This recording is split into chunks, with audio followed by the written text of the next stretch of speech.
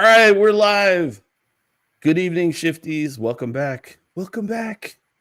Welcome back to me too. As you can see, I'm back in my home studio office, whatever you want to call it.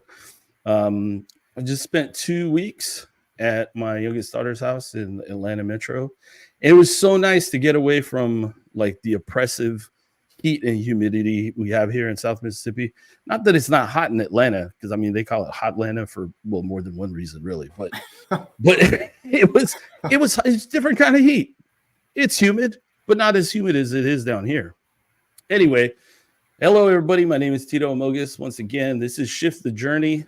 If you don't know what this is, if you got like an invite from me, or you're just like perusing LinkedIn or YouTube or Facebook, and you're like, hey, what is this? Well, this is a show that I put on about every Monday evening where I get to interview somebody and they can talk about their career journey.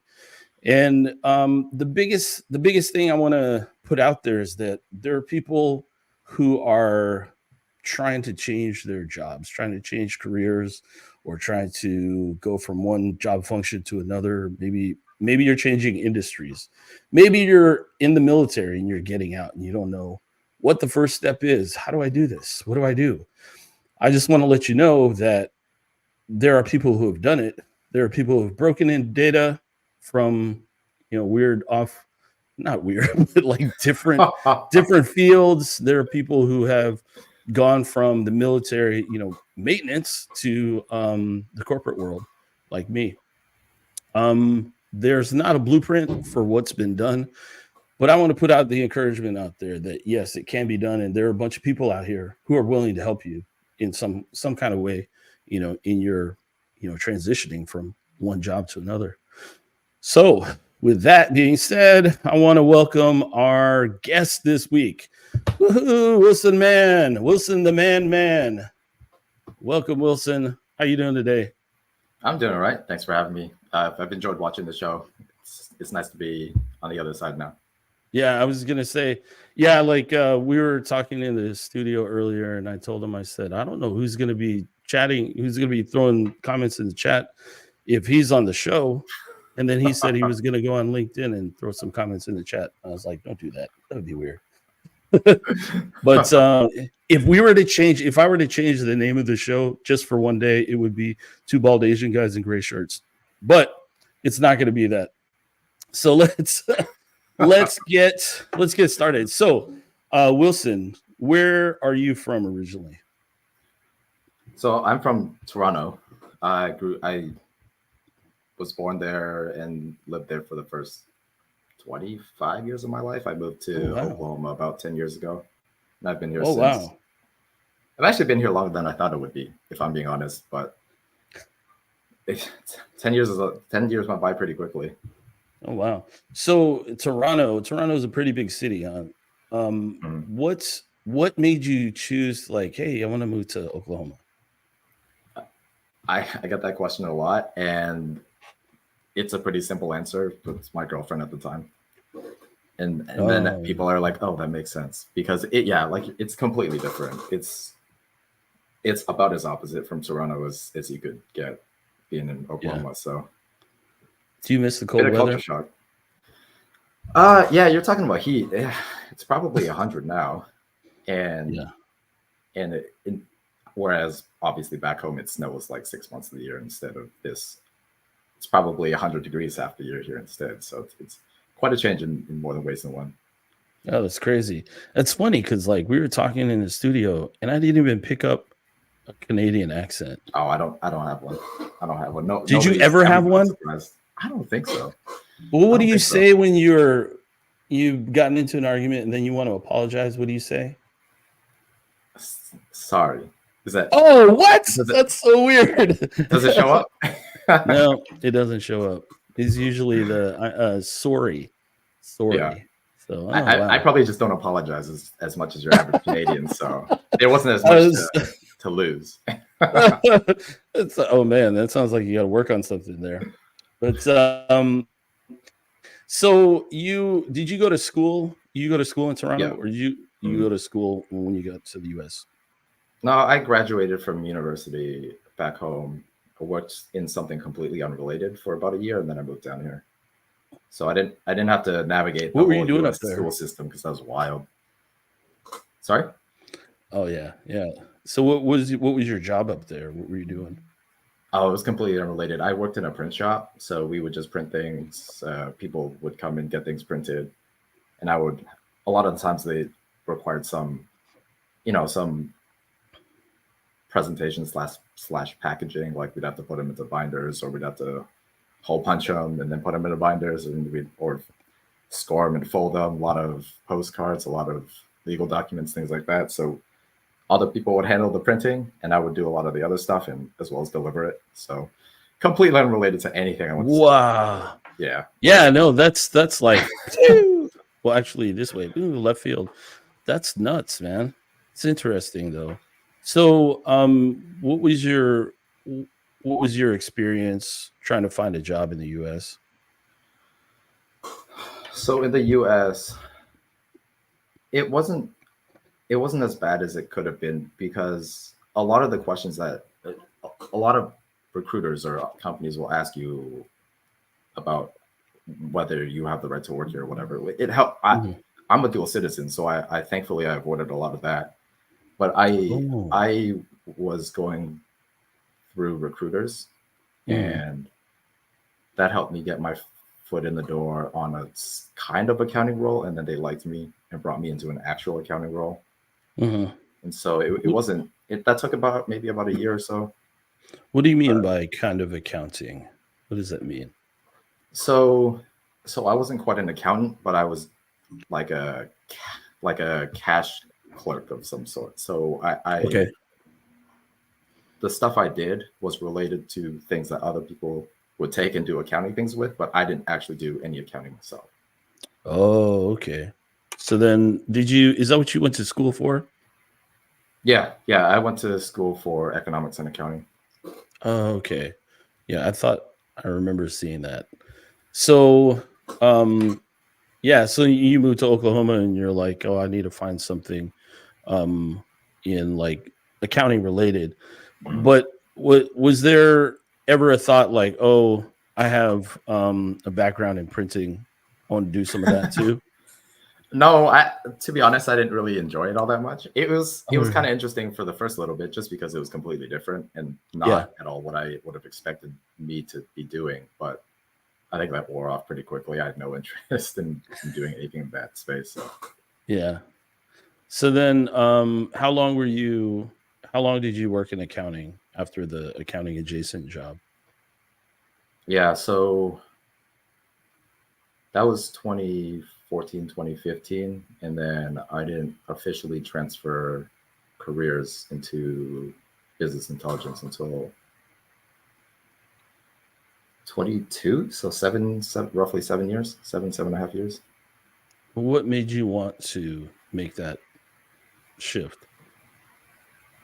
Yeah, that's a good question. I think a lot of it had to do with, and now that I've made the switch and I listen to similar content, it seems like this is very common where people will be in accounting and then they'll have to process data a lot. They'll have to pull data, manipulate it a lot in Excel. Yeah. And then at some point, you're just like, this is way too much effort for something that should be a lot easier. And then they find their way to data that way.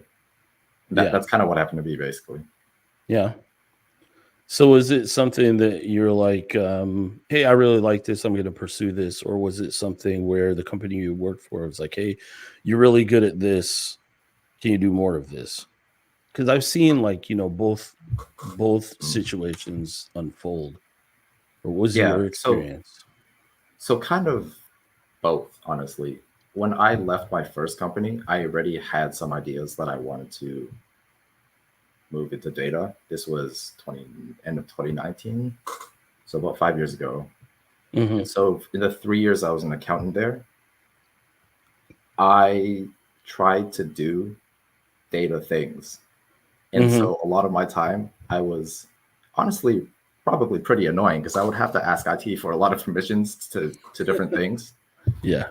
Uh, but I think eventually they were like, yeah, this is probably something that we should have somebody at the company actually doing.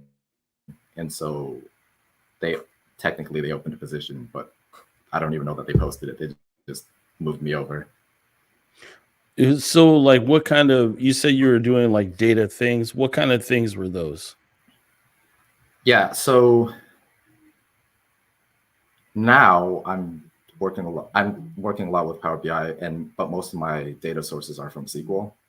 Whereas before I moved over, I didn't quite have as much access to SQL, so I was still doing things in Power BI, but a lot of my data sources were Excel workbooks. Oh man, So Excel. Yeah. Excel makes the world go around, right? Right, for sure. Export to Excel is probably the most useful feature. As much as some people hate it. I feel like every company is like, yeah, we're gonna get away from Excel. We're gonna do this, this, and that. And you spend like weeks or months, on a project building out this cool dashboard. It's like, yeah, they're gonna get the insights just like that. And the first question they ask is, what? Can I export this to Excel? Yeah, for sure. It's like ego bruising, heart wrenching, all the things, right? It's like, what? Yeah, it's like, it's so nice here. Why are you putting it somewhere else and doing other weird stuff to it that I can't see? Just leave it alone. Right. It's so funny. So, like, when you decided, hey, yeah, I want to do something with data. What was it about data that you were like, oh, I really like that? I think it kind of started with what I started saying is everything that just was harder than it seemed like it should be. Because I don't know, I feel like I'm a pretty lazy person. So if I'm going to be doing something that could take 20 minutes, I don't want to be spending 2 days on it. So a lot of that was just making my life easier, honestly. That was a lot of the appeal up front. I feel like that's fairly common, but that was honestly a lot of it. Yeah, I don't know. It's for me. I mean, I'm the same way pretty much. I tell my wife all the time. It's like, yeah, I'm so lazy. I don't want to do these things where you're like manually manipulating data, manually cleaning up the data for hours on end. It's like, I just want to do it once, automate it, whoop, and that's it. Forget about it for the rest of my life, and Sure. and the computer does it, whatever. So some people that I talk to say, hey, I really like this language or this tool. Is there something that like really caught your eye about a tool or a language, whatever, SQL, Python, whatever it is, that made you like really dig in and start getting better at what you were doing? So you probably will see and hear and read everywhere that one of the things you have to know is SQL, just because of how often you're working with databases. And so I spent a lot of time with SQL at the beginning, and I thought it was pretty intuitive, and I enjoyed, because there's all these sites that they'll have like a question, and then you just have to write a query to solve it. And I honestly, at one point, I got kind of addicted to doing those, just because everything just flows so logically. And it's almost just written. The language exists in English almost. Yeah. Like you're selecting something from something where X, right? So right. That really resonated with me and made a lot of sense to me. And I think it just kind of grew from there. So then you use Power BI a lot now, huh? Have you used any other visualization tool other than Excel? That's where everything ends up anyway, like we talked about. I made a Tableau dashboard at one point. That's actually kind of funny. So when I was leaving my first company, when I left Hertz in 2019, on my way out, I heard talk from other departments, because we were on the same floor as other accountants, but with separate managers and everything. And one of the things that I heard from the other team was that they were going to start looking into this tool called Tableau. And at that point, I had no idea what it was. But when I think back, that was actually my first, I don't know if it counts, but that was my first exposure to data at all, was just hearing that another team was thinking of bringing in a tool like Tableau to do some of their data stuff. Yeah, that definitely counts. I think it counts. So then, was Power BI something that you like stumbled upon, or was it something that like the job that you were hired for was like, hey, we use this? I think it was a bit of both. I think that was probably the first one that I gravitated toward. I did some Tableau, but I don't think I liked it as much.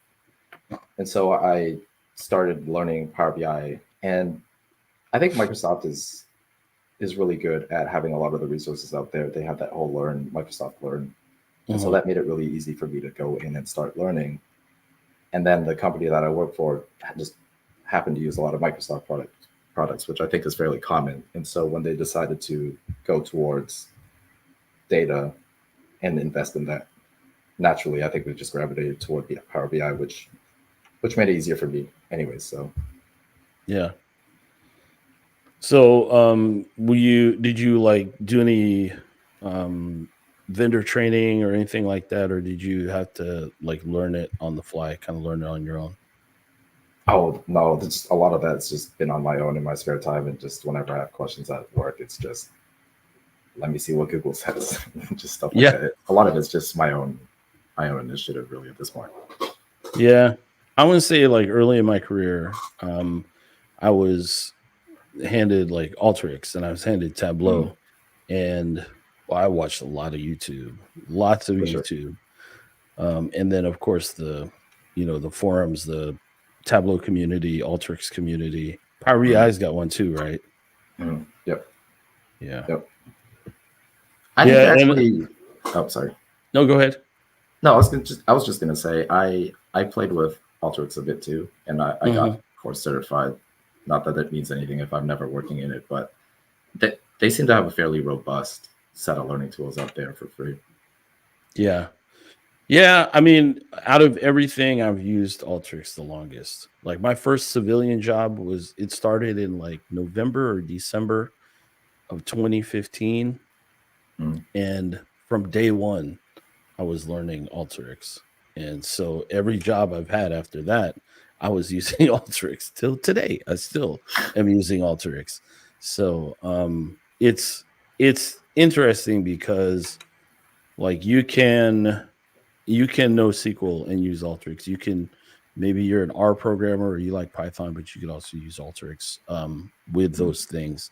So it's definitely it's got a super active community. Lots of people. I know a lot of people who are in it, but I also worked with a lot of people who are super active in the community. But so how long have you been in your current position as a BI analyst or BI developer? July 22. So I guess I've finally hit 2 years now. Oh yeah, congratulations. Yeah. Thank you. Is there anything that makes you want to go, oh, you know what? I think I want to go back to accounting, or some accounting type role, but stay with some data. Was there ever that thought?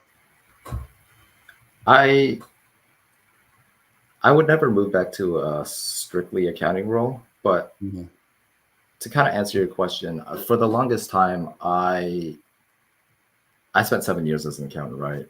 And I thought that I would essentially have to start from scratch once I moved over to the data side. But I just more and more found that wasn't true, because even if I'm not doing accounting, even as a data person, a lot of what I learned and what I was doing then still applies. So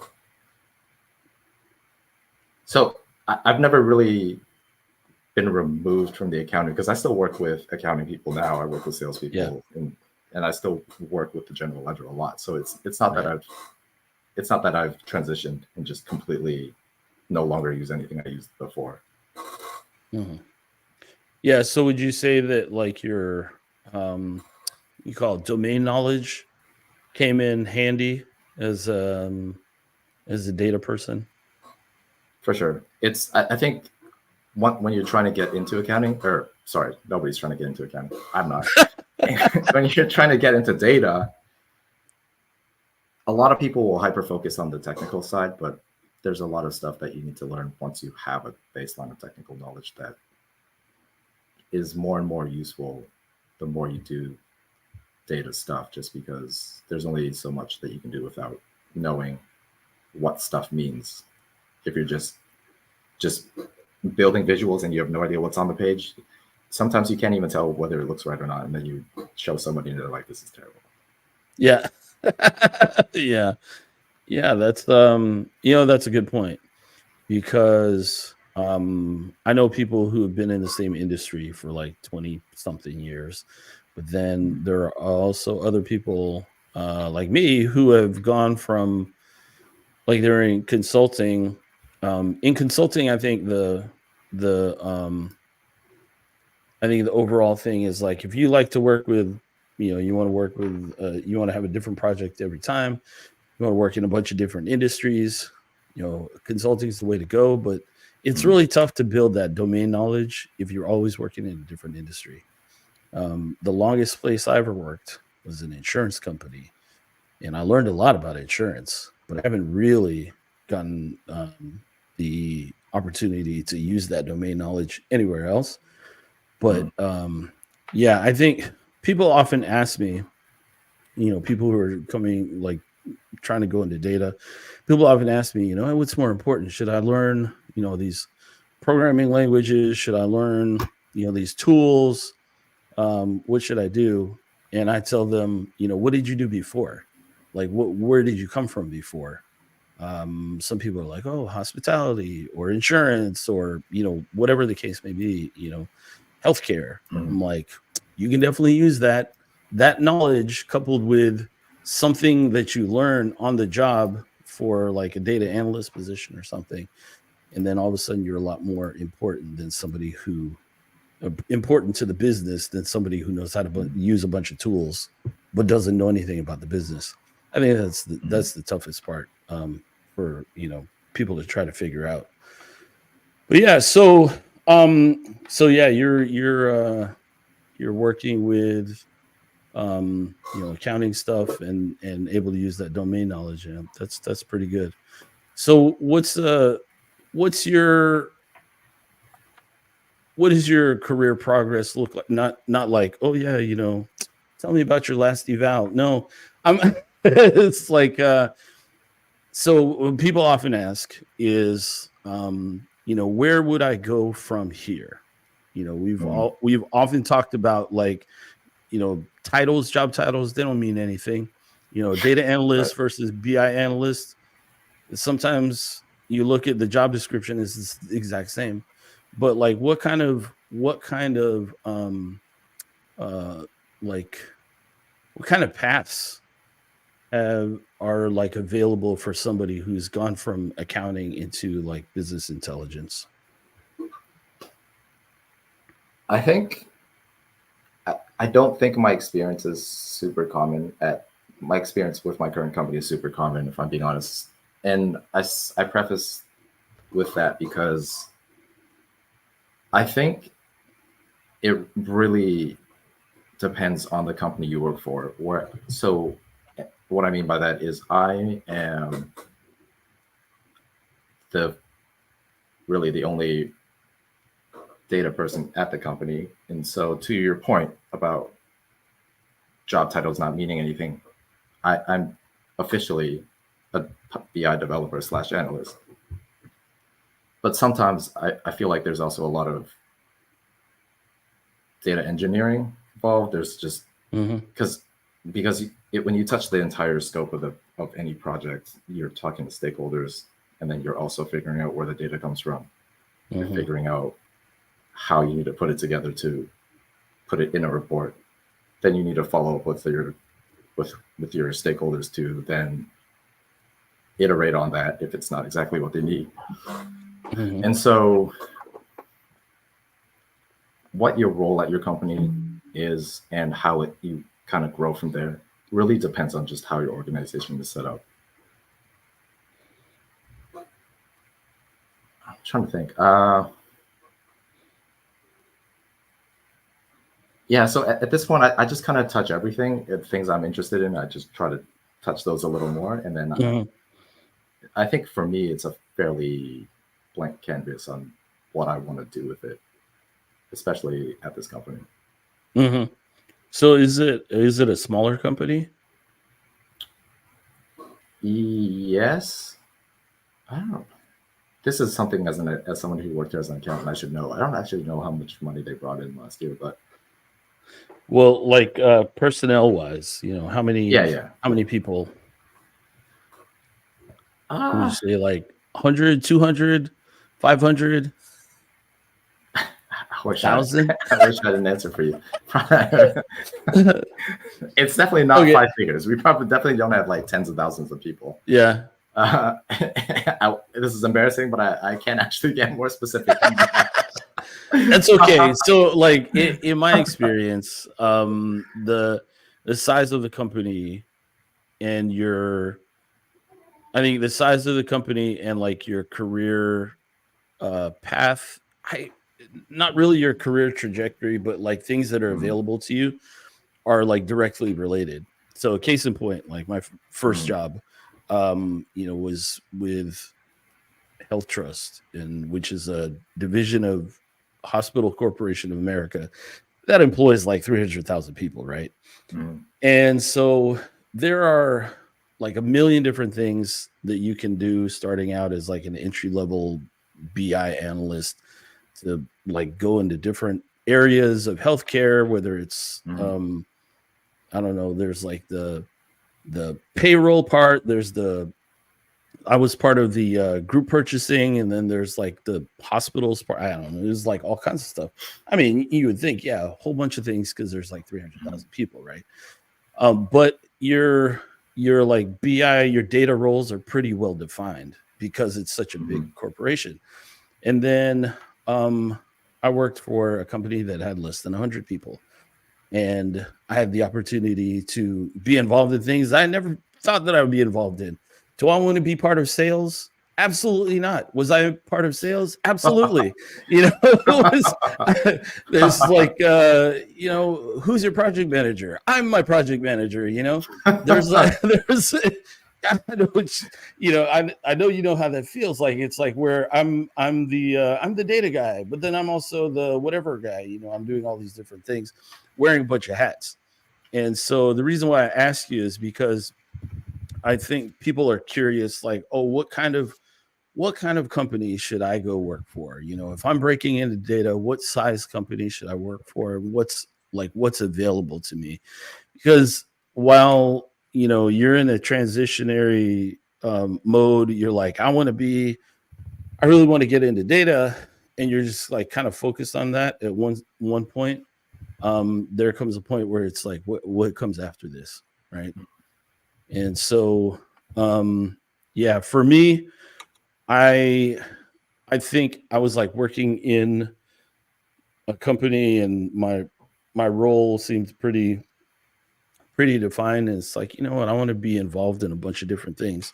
And so then I decided I wanted to go into consulting, and I went in with a small company, and I'm sure learned a lot, like did a lot of different things. And I'm like, maybe I don't like this so much. Just I didn't know. You only learn that because you went into it. And I feel like I didn't go into consulting, but I feel like by going into a smaller company, and that was kind of intentional because I left Hertz, which is, like a Fortune 300 company. Yeah. And so while I feel like their organizational structure was a little flatter and to where you could see other departments and it wasn't so much siloed, you didn't get to do all those other things. Whereas I think with the smaller company, like I said, if you get to touch a lot of things, then you get to find out what you like and you don't like. And then if you want to specialize further in anything else, you kind of almost just have to raise your hand because nobody else is doing it. It can't, so why not you, right? So yeah, that was one of the reasons I moved to a smaller company, and it's worked out like I thought it would, at least in that regard. Yeah, definitely. And then I think there's also the case of there being like too small of a company. Oh, Also, for sure. there are drawbacks. Like I have a friend who was he had been working for the same company for I don't know years, and there were like 8 people in the company, and he was the only person who wasn't related to the CEO. And he's like, you get to a point where it's like they can offer me all the money to stay here, but I'm like really not learning anything because I'm like stuck. There's like, there's a hard cap. So he had to make a move and eventually Yeah. made a move. He was in data analytics and then he moved over into data science. And so he's still on his way in that. So yeah, I think that's definitely something that anybody who's trying to make a move, something you got to think about.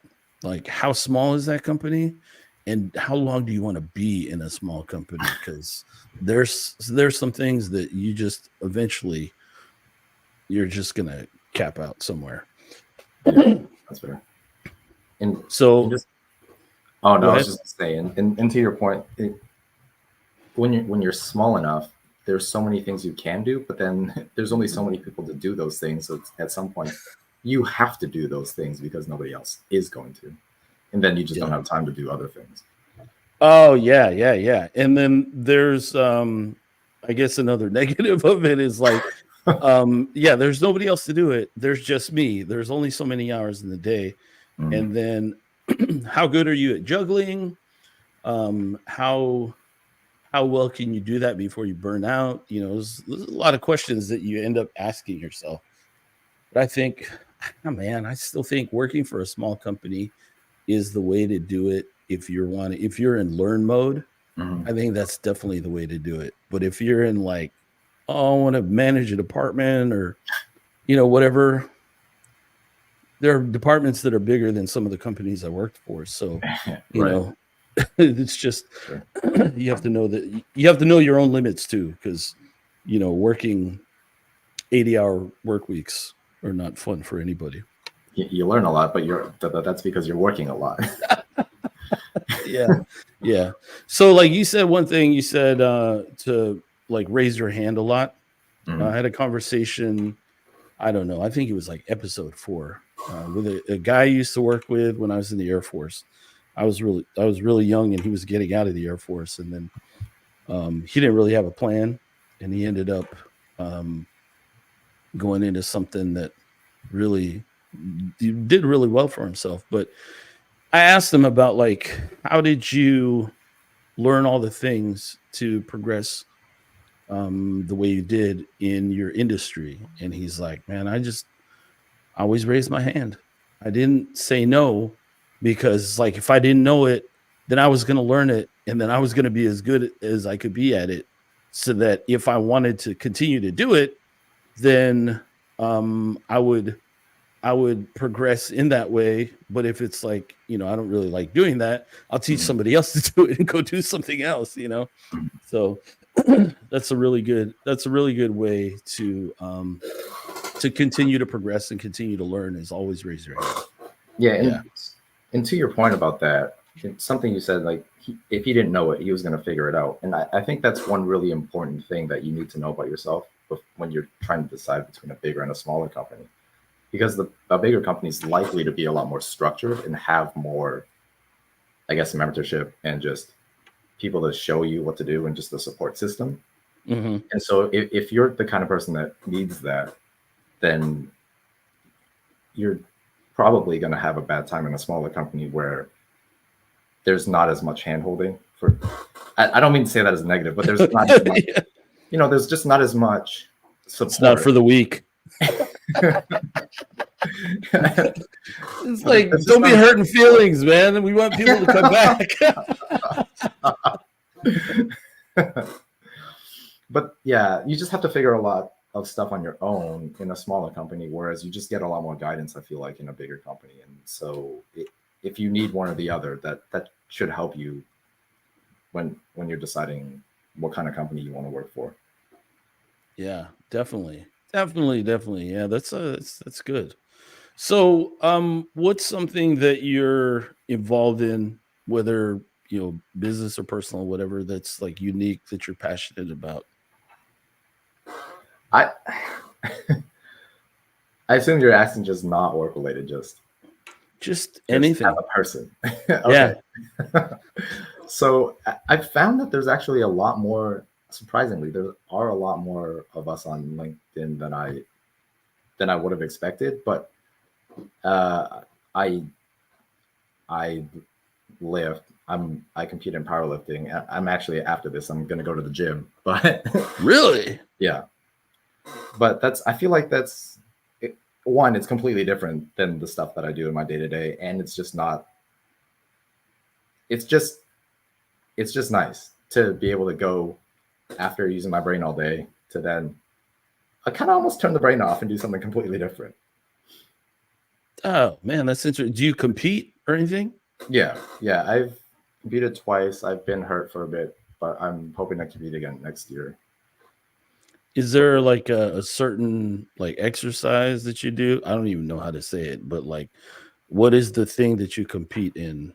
Is it Uh, like yeah, so I think for, like Olympic weightlifting, you got the clean and jerk and all that fun stuff, but right? it's not that complex. We just squat, Okay. bench, and deadlift. So we're just putting a bar on our back, going down and up, just benching. Just everybody knows how to bench, right? And Yeah. then we deadlift. We just pick things up. So it's a lot less impressive than what they do in the Olympics for sure. But I lack the hand-eye coordination for that, so I just just pick something a little simpler. So it's like you go to like competitions and stuff, or is it like your gym versus somebody else's gym, or is it like individuals? Yeah, it's individual. So I think a lot of meets it's basically just it's usually max of 60 people, and you just kind of I guess it's really weird if you don't do it because if you explain it to someone, all we're really doing is we all squat and then we all do another squat and then we all do another squat and then same for bench and deadlift. But Yeah. it's just been good. I was gonna lift anyway, so I was like, hey, let me just find something to actually, let me just do something else with it too. Since I'm gonna be in the gym, let me just have something to show for it. Yeah, that's cool. I mean, I think it's obviously exercise is super important, especially for people who have jobs like ours, right? Sitting around all the time.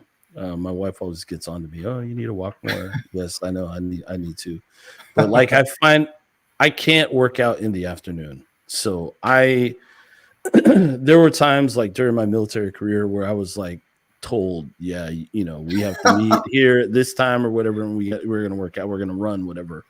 Or like my gym time was in the afternoon, and I hated it, always hated it every time because I work out and then I'm like, it's like 3 o'clock in the morning. I can't sleep because I'm so wired, right? So I'm one of the weirdos who, I'm not in the military anymore, but I still get up at 5 a.m.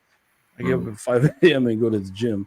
I don't do anything competitive like you, man. I'm not cool like you, where you're doing all these cool things. But I'm not any good at it, but I just you don't have to be good to compete. That's the secret. oh, that is a secret. What? You don't have to be good to compete? No, you just do it. And if you do terribly, that's fine because it's technically you're competing against other people, but really I'm just competing against myself, right? I just want to improve. But somebody's got to be last. It might as well be me. So like how much do you weigh and then how much can you squat? So on my last competition I weighed 182 or something like that, 181, and I squatted 424. Oh my gosh. That's nuts, man. So No. so you can carry me on your shoulders and squat more than once. Because I'm 250. So yeah. I remember when I was 180. Those were good days. It was a long time ago. It was like 10 years ago. It was good though. I remember those days. I couldn't like fly around the track, but definitely can fly around the track faster than I can today. Facts right there. So yeah, that's interesting. Well, you know what? It was great having you today on the show. to hear about your journey, and to hear. I actually did hear your Canadian accent come out just a little bit. You said out. You said out, and it was oats, but we'll pretend we didn't hear it. But All right, we'll just cut that part. Oh, this is live, so I guess we can. No, it's on the internet forever. I told you, you make a face, you say something weird. Oh man, it's on the internet forever. I'm not editing it on YouTube, and LinkedIn won't let me edit it. So, Wow. But I'm Canadian. But I especially liked talking about the working for a smaller company and the kind of benefits, like the pros and cons, really, because I think that's one of the most common questions I get from people who are like in school for data, or like doing a boot camp, or like something, trying to break into data. Their biggest thing is like, what size company should I work for? And really what you said is like, it depends on what kind of person you are and what you need at the time. And it may be one thing one time, and then like years later it may be something else. That's my career. That's what that looks like. So yeah. So if you had like one piece of advice to give to somebody who's on their career journey, trying to figure out like how to, maybe they're trying to figure out how to do a career shift, or they are in the middle of one, if there's one piece of advice for them that you could throw out there, what would it be? So I think it's kind of related to something I said earlier. And when I transitioned, I thought I was just basically throwing out all that accounting knowledge. None of it was coming with me. If you're looking to switch, I think one of the best things you can do for yourself is find the parts of what you do now that will still be valuable when you switch. And if nothing else, that's at least your competitive advantage when you're transitioning. Because if you're not just a new grad, you have experience. It just may not officially be in data, but there's probably something in everything that somebody could possibly do, for the most part, that still has value as a data professional. And so you just have to take that time to think about it, because it can be a little hard to tell sometimes, and maybe it's a little subtle, but it's almost certainly there. You just have to be able to know what it is for yourself, and then figure out how to tell employers that. Because if it was hard for you to connect the dots, it's probably hard for them to connect the dots. Make it easier for them to figure out why your previous experience will still be useful for what they want to do with their data team or whatever. Yeah. No, that's a great point. That really is a great point. I think that was probably the hardest thing that I had to figure out between leaving the military and going into a civilian role, is how to translate what I did in the past. And I did not do a very good job of it. And so I start pretty low. But yeah, that's the hardest thing. So like, I think with that one, it's not easy, like especially early on, it's not easy to translate what you did before to what you want to do, but the payoff is immense. So it can be really good. So, but that's all the time we have for today. Man, I appreciate you coming on here. It was great hearing about your story. You're the first Canadian that we've had on the show. I mean, I did have somebody, a couple weeks ago who was across the international date line, but yeah, you're the first Canadian-born person to have on here, so maybe the last. Who knows? But but anyway, so everybody else, next week, tune in next week. We're gonna have a special guest, the guy I met on the stadium floor at where the Saints play. I don't like New Orleans Saints because I'm a Falcons fan, but I was in New Orleans for the Tableau conference back in 2018, and I was standing in line waiting for the zip line. It never happened because something happened. And it was like we were standing in line for 3 hours, and I started talking to this guy. He was pretty much a kid standing in front of me, and we started talking. He was like 20, I think. But man, that was like 6 years ago. Yeah, that's a kid. And so, but yeah, we were talking, and we struck up a friendship. And so that's next week's guest. His name is Richmond Ewe. So he's going to come on here, and we're going to hear about his career journey, how he got to doing what he's doing now. And so I'll see you guys next week.